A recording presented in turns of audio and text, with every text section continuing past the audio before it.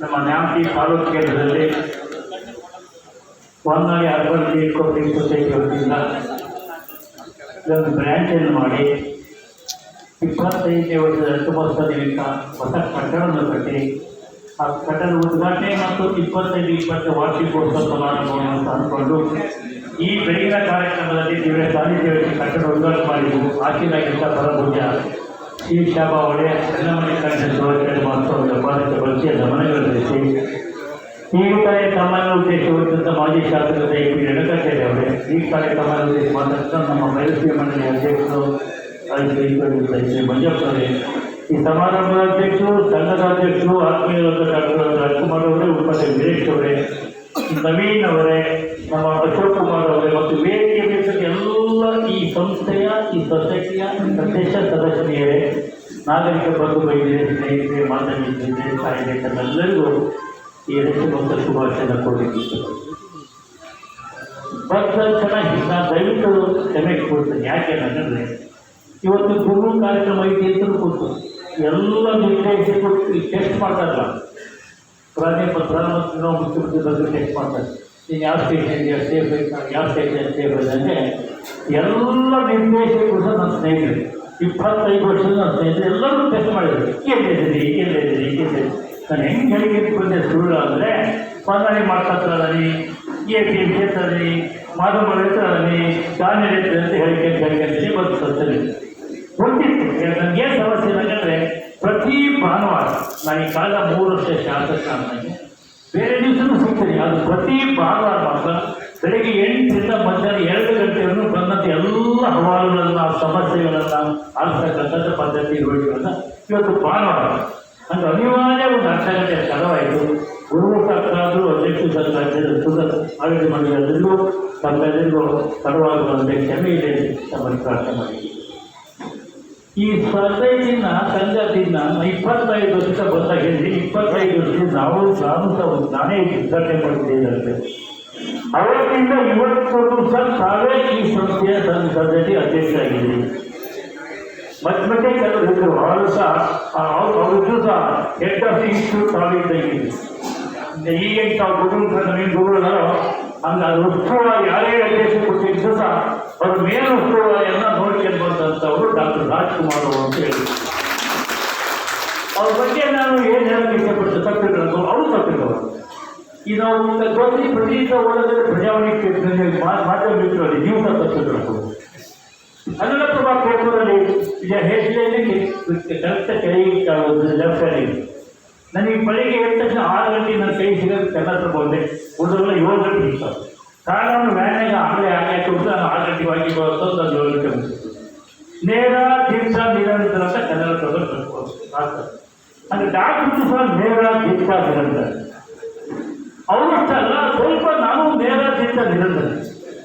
ಒಳ್ಳೆಯ ವಿಷಯದಲ್ಲಿ ಅವರು ಸಂಪೂರ್ಣ ಸಹಕಾರ ಮಾಡಿದೆ.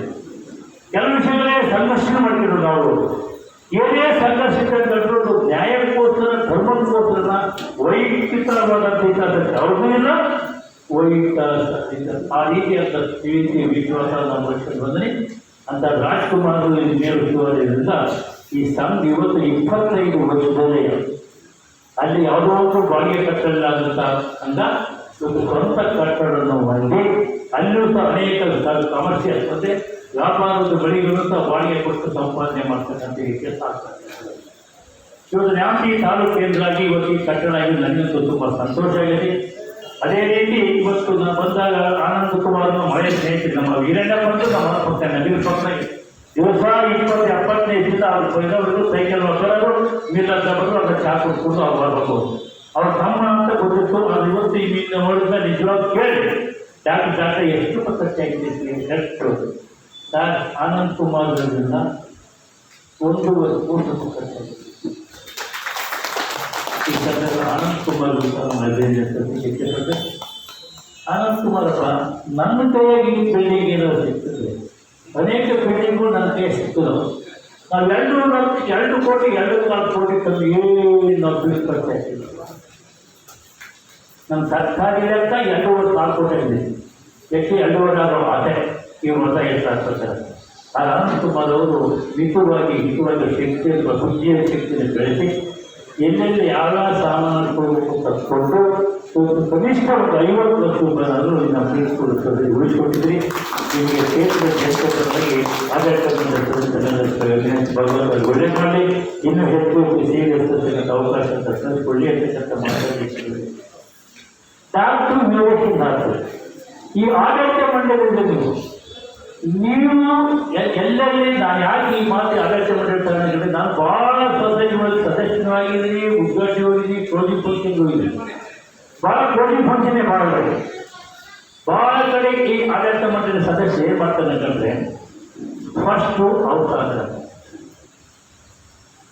ಸರಿ ಕಟ್ಟಾರೆ, ಆಮೇಲೆ ಬಂದರೆ ಭಾಳ ಒಂದರಾಗಿ ಮೆಂಬರ್ಶಿಪ್ ಉಳಿಸ್ಕೋಬೇಕಂತೇಳಿ ಇನ್ನೊಬ್ಬ ಸ್ನೇಹಿತ ಸಲ ಕೊಡ್ತಾರೆ, ಇವ್ರು ಜಾಮೀನು ಆಗ್ತಾರೆ, ಅದನ್ನೂ ಒಂದು ಯಾಕಂತಾರೆ. ಇನ್ನು ಭಾಳ ಬರತ್ತ 3 ಬಗ್ಗೆ ಇಂಥ ಭಾಳ ನನ್ನ ಕಣ್ಣಿಂದ ನಡ್ತಾವೆ, ನೀರು ನಡೀತದೆ. ಅದು ಆ ಸೊಸೈಟಿಗಳು ಯಾವ ಲಾಭದಾಯಕವಿಲ್ಲ. ಕಾರಣ ಆಡಳಿತ ಮಂಡಳಿ ಹಸ್ತಕ್ಷೇಪ. ಆದರೆ ಈ ಸೊಸೈಟಿ ಮಧ್ಯದ ಎಲ್ಲ ಆಡಳಿತ ಮಂಡಳಿ ಸದಸ್ಯರು ನನಗೆ ಒಟ್ಟು ಸದಸ್ಯ ದೇವರಾಮಣ್ಣಿಂದ ಎಲ್ಲರೂ ಸಹ ನೀವು ಸಾಲ ಕೊಡಬೇಕು. ಆದರೆ ಆತ್ಮೀಯರಿಗೆ ವಿಶ್ವಾಸಕ್ಕೆ ತಂದೆ ಕಷ್ಟದಲ್ಲಿ ನೀವೇ ಜಾಮೀನಾಗಿ ಸಾಲ ಕೊಡ್ತೀವಿ. ಅಷ್ಟೇ ಪ್ರಾಮಾಣಿಕ ಆಡಳಿತ ಮಂಡಳಿ ನಂದೇ ಸಾಲ ಕೇಳಿದ್ರೆ ನೀವು ಈಗ ಕೊಟ್ಟು ಸಾಲ ಕೇಳಿದಂಗೆ ಹೊತ್ತು ಕಿತ್ತಿ ದೊಡ್ಡ ಹೋಗ್ತು ಅನ್ನೋದೇ ಕೊಟ್ಟಂಥ ಸಾಲ ಅವರು ಸ್ನೇಹಿತರಿಗೆ ಕೈ ಮಾತಪ್ಪ, ನೀವು ಬಡ್ಡಿ ಕಟ್ಟಪ್ಪ, ಕೈ ಮಾತಪ್ಪ, ರಿನ್ಯೂವಲ್ ಮಾಡುವಂಥ ಆಡಳಿತ ಮಾಡ್ಕೊಂಡು ಈ ಸಂಘ ಇವತ್ತು ಬಿಲ್ಡಿಂಗ್ ಆಗಲಿಕ್ಕೆ ಈ ಬಡ್ಡಿನಲ್ಲಿ ಅವ್ರ ಆದಾಯ ಬರಲಿಕ್ಕೆ ಎಲ್ಲ ಒಂದಂತೆ ಎಲ್ಲ 25 ವರ್ಷ ಏನು ಆಡಳಿತ ಮಂಡಳಿ ಸದಸ್ಯ ಇವು ಸಹ ಗಾಂಧಿರ್ಬೋದು, ಇದು ಸಹ ಈ ಸಂದರ್ಭದಲ್ಲಿ ಅಭಿನಯ ಇಚ್ಛೆ ಪಡ್ತೀವಿ. ಬಿತ್ತಿ ಹೊರಗೆ ನೋಡದೆ ಹೋಗ್ತದೆ, ಬಾಜೆ ಜಮೀನ ಬಿತ್ತು ಹೊರಗೆ ಹೋಗೋದೇ ನಾಳೆ ಅವರು ಬಾಜ ಮತ್ತೇನು. ಈಗ ಆಡಳಿತ ಮಂಡಳಿ ಯಾರು ಜಾಮೀನು ಕೊಡ್ತಾರೋ ಅವ್ರು ಅಷ್ಟೇ ಪ್ರಾಮಾಣಿಕತೆ ಅವ್ರು ಹೇಳೋದಿಲ್ಲ, ಅವ್ರಿಗೂ ಅವ್ರನ್ನಂತೆ ನಮಗೆ ಕಷ್ಟ ಲಾಭದಾಯಕ ಅವೆಲ್ಲ ಆಡಳಿತ ಮಾಡಿರೋದು ಕಾರಣ ಅಂತಕ್ಕಂಥ ಮಾತಾಡಿದ್ರೆ ಪೂಜೆ ರಾಷ್ಟ್ರವರ್ಧನೆ ಜನರ ಬಗ್ಗೆ ಹೋಗ್ತೀವಿ. ಒಂದು ಮಾತು ಹೇಳಿ ಇಟ್ಟುಬಿಡ್ತೇವೆ. ಯಾಕೆ ಹೀಗೆ ಮಾತು ಹೇಳ್ಬೇಕಂದ್ರೆ ಎಲ್ಲಿ ಕೊಡ್ಬೋದು ನಮ್ಮ ಕಣ್ಣು ಮುಂದೆ ಶ್ರೀಮಂತರು ಬೇಕಿರ್ಬೇಕು. ಮಲ್ಯಾಣ ಒಂದೇ ಎಷ್ಟು 1000 ಕೋಟಿ ತಗೊಳ್ಳಿ, ಎಷ್ಟು ಬ್ಯಾಂಕ್ನಾಗ ಎಷ್ಟು ಸಾಲ ಆಗ್ತದೆ, ಸಾಲ ಕೊಟ್ಟರೆ ದೇಶ ಬಿಟ್ಟಿಲ್ಲ. ಅದು ನಮ್ಮ ರೈತರಾಗಲಿ ನಮ್ಮ ಊರಾಗಲಿ ಯಾರು ಸಹ ಊರಾಗ ಬಿಟ್ಟಿಲ್ಲ, ಸೇರಿ ಬಿಟ್ಟಿಲ್ಲ. ಇಷ್ಟು ಎಂಥ ಕಷ್ಟ ಮಳೆ ಬೆಳೆ ಬರ್ಕೋತಿ ಬರಲಿ ಬಂದಾಗ ಎದುರ್ಕೊಂಡು ಇಲ್ಲಿದ್ದಾರೆ ಬ್ಯಾಂಕ್ ಊಟ ಉಳಿಕೊಳ್ತಾರೆ. ಅದರ ಜೊತೆ ನಾನು ನನ್ನ ಸ್ನೇಹಿತನ ಹಂಗೆ ಕೇಳಿದೆ, ನೀವು ಮನೆಗೆ ಏನಾದ್ರು 8 ಲಕ್ಷ ಮಾತಾಡ್ತಾರೆ, ಏಕೆ ಸುರೇಶ್ 50 ಲಕ್ಷ ಸಾಲ ತಗೊಂಡ 50 ಲಕ್ಷ ತಗೊಂಡು ನಾವು ಶಿವಮೂರ್ತಿ ಕೇಳಿದೆ. ಇಲ್ಲ ದೊಡ್ಡ ಕೊಡ್ತದೆ 50 ಸಾವಿರ ಕೊಟ್ಟು ಹೆಂಗೆ ಕೊಡ್ತಿರಲಿ ಅಂದರೆ ಮನೆ ಆದ್ದರಿಂದ ನಾವು 50 ಸಾವಿರ ಕೊಟ್ಟು ಅದು 2 ಕೋಟಿ ಬರ್ತಿರ್ತದೆ ಮಾರ್ಕೆಟ್ಗೆ. ನಾವು ಅದನ್ನು ತಿಳಿಸ್ಕೊಡ್ತೀವಿ, ಮಾರ್ಕೆಟ್ ಮಾಡಿಕೊಡ್ತೀವಿ. ಮಾರ್ಕೆಟ್ ಮಾಡೋದ್ರಿಂದ ಯಾವ ಕಾರಣಕ್ಕೂ ಆ ಮಾಲೀಕ ಅದನ್ನ ಸಾಲ ಬಡ್ಡಿ ಕೊಡ್ತಾ ಇದ್ದೀರಲ್ಲ, ಇಂಥವ್ರು ನಾವು ಹರಾಜ ಕನಿವಾದ ಹರಾಜ ಆಗ್ತದೆ. ಅದು ಯಾರು ನಮ್ಮ ಬ್ಯಾಂಕಲ್ಲಿ ಹರಾಜಿನ ಸ್ಥಿತಿ ಬದಲ ಚೆನ್ನಾಗಿ ನಡೀತಾ ಇದ್ದೇವೆ. ಮತ್ತು ಬೇರೆ ನಾವು ರೈತರಿಗೆ ಹೇಳ್ಕೊಡ್ತೀರಪ್ಪ ಅಂತ ಕೇಳಿದ್ರೆ ರೈತರಿಗೂ ಸಹ ಯಾರಾದರೂ ಬಂಗಾರ ಕಳ್ತಿರೋ ನಮ್ಮ ರಾಷ್ಟ್ರೀಕೃತ ಬ್ಯಾಂಕ್ಗಳು 9%, ನಾವು ರೈತರಿಗೆ 1,8% ಕೊಡ್ತೀವಿ. ಇದು ಸಹ ಅಭಿನಂದನಾ ಸಲ್ಲಿಕೆ ಆಗ್ತದೆ ಮಾತಾಡಿದ್ರೆ ಅದು ಬೇರೆ ಸಾಲ 15% ಬಟ್ ಜಾಮೀನು ಆಸ್ತಿ ಅಡುವಿಲ್ಲ, ಮನೆ ಅಡುವಿಲ್ಲ, ಬಂಗಾರ ಇಟ್ಕೊಂಡು ಏನಿರುತ್ತೆ ಅದು 15%. ಅದು ಸಹ ಸಂಪೂರ್ಣವಾಗಿ ನಾನು ಇಷ್ಟು ವರ್ಷಗಳ ಕಾಲ ಅನೇಕ ಕಾರ್ಯಕ್ರಮ ಬಂದಾಗ ನಮ್ಮಲ್ಲಿ ಈ ಧರ್ಮಸ್ಥಳದ ಸಂಘ ನಡೆಸ್ತಾರೆ, ಅಲ್ಲೂ ಸಹ ಅಲ್ಲಿ ಧರ್ಮಸ್ಥಳದ ಮಂಜುನಾಥ ಸ್ವಾಮಿ ಅವರ ಆಶೀರ್ವಾದ 90-98% ವಸೂಲಾಗುತ್ತೆ. ಅದೇ ರೀತಿ ಯಾವ ಧರ್ಮಸ್ಥಳದ ಆಶೀರ್ವಾದ ಗೊತ್ತಲ್ಲ, ಪೂಜ್ಯರ ಆಶೀರ್ವಾದ ಇದೆ. ಅದು ಇನ್ನೂ ಸಹ 95-96% ರಿಕವರಿ ಆಗ್ತಾ ಇದೆ. 99 ನಾನೇ ಸುಳ್ಳಾಗಿದ್ದಾರೆ ನಮ್ಮ ಧರ್ಮಸ್ಥಳ ಮಂಜಾಡಿ ಚೆನ್ನಾಗಿ ಮಾಡಬೇಕು ಭಾಳ ಸ್ವಲ್ಪ 99% ರಿಕವರಿ ಆಗೋದು. ನನ್ನ ಆರೋಗ್ಯ ನಾನು ಶಾಸಕನಾದ್ಮೇಲೆ ಇದೇ ಮೊದಲೇ ನೋಡಬೇಕು ಕೇಳಬೇಕಂತ ಭಾಳ ಸಂತೋಷ. ಇದು ಬೇರೆ ಸ್ವಲ್ಪ ಮಾರ್ಗದರ್ಶಿ ಆಗಲಿ ಅಂತಕ್ಕಂಥ ಮಾತನ್ನು ಈ ಸಂದರ್ಭದಲ್ಲಿ ಕೇಳಲಿಕ್ಕೆ ಇಟ್ಟುಬಿಟ್ಟು ಕೊನೆಯದಾಗಿ ಮಾತಾಡ್ತಿದ್ರೆ ಈಗೆಲ್ಲ ನೋಡಿದ್ರೆ ನೀವು ಎಷ್ಟು ಉದ್ಯೋಗದಲ್ಲಿ ಆಡಳಿತ ಬಂದಿರುವುದಿಲ್ಲ ಅಂತ ಹೇಳಿದ್ರೆ ನೀವು ಯಾರು ಸಾಧನೆಗಳನ್ನ ನೋಡಬೇಕು ಯಾರು ಅದನ್ನ ಕೊನೆಯದಾಗಿ ಈ ಬುದ್ಧಿವಂತಿಕೆ ಇದ್ದರೆ ವ್ಯಾಪಾರದ ಚಟುವಟಿಕೆ ಇದ್ದರೆ ಒಬ್ಬ ವ್ಯಕ್ತಿ ಹೆಂಗೆ ಹಣವನ್ನು ಸಂಪಾದಿಸ್ಕೋಬೇಕಂತಂದಕ್ಕೆ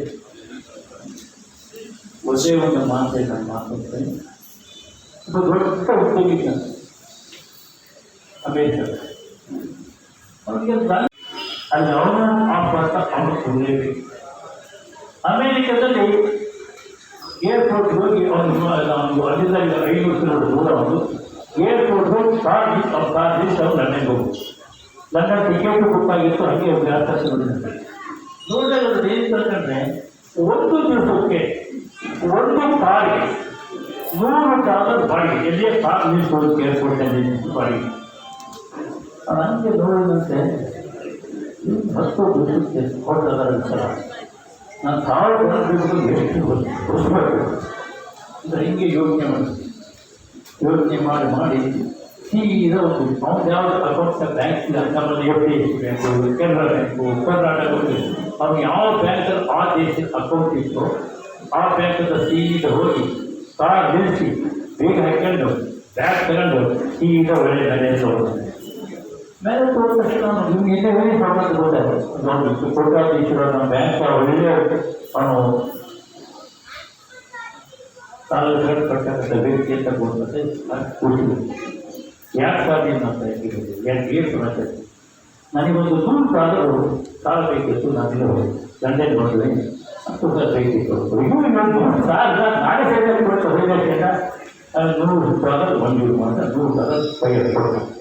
ಕೊಟ್ಟ ಆಮೇಲೆ ಹೇಳುತ್ತೆ, ಇದು ನನ್ನ ಕಾರ್ ಕ್ಲೀನಪ್ಪ, ಇದು ಇನ್ನು ಲಾಕರ್ಲಿದ್ದು ನಾನು 10 ದಿವಸ ಅಂತ ಬಂದು ನನ್ನ ಬಿಡಿಸೋದು ಬರೀ ನನ್ನ ಕಾರಲ್ಲೇ ನನ್ನ ಕೀ ಮತ್ತು ಕೀ ಕಟ್ ಮಾಡಿದೆ $100 ಕೊಡೋದು.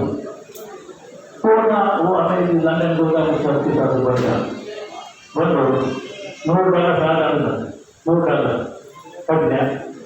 ಬ್ಯಾಂಕ್ ಬ್ಯಾಲೆನ್ಸ್ ಕೊಟ್ಟು ಕೆಲವು ಸಾಲ ಹಾಕೊಂಡು ಖುಷಿದು ಹೋಗ್ತದೆ. ಅಂದರ್ಥ $1,500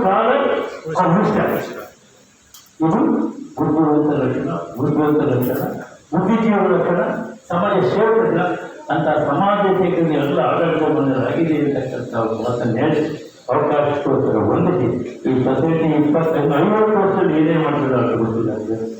ನಾವು ಇರೋಲ್ಲ 10 ವರ್ಷ ಇರೋಲ್ಲ. ಆದಷ್ಟು ಬ್ಯಾಂಕು ಮುಂದಿನ ವರ್ಷ ಸುವರ್ಣೋತ್ಸವ ವಿಜ್ಞಾನಿಕ ಬಂದಿರತಕ್ಕಂಥ ಷೇರುದಾರರು, ರೈತರುಗಳು, ಆಡಳಿತಗಳು ನಿಜವನ್ನು ಮಾಡ್ತಕ್ಕಂಥ ಅವಕಾಶ ಮತ್ತು ಭಗವಂತ ಪೂಜ್ಯರು ಆಶೀರ್ವದಿಸಿ ವಿನಂತಿ ಮಾಡಿಕೊಂಡು ತನ್ನೆಲ್ಲರೂ ನಾನು ಮಾತನಾಡ್ತೇನೆ. ಧನ್ಯವಾದಗಳು.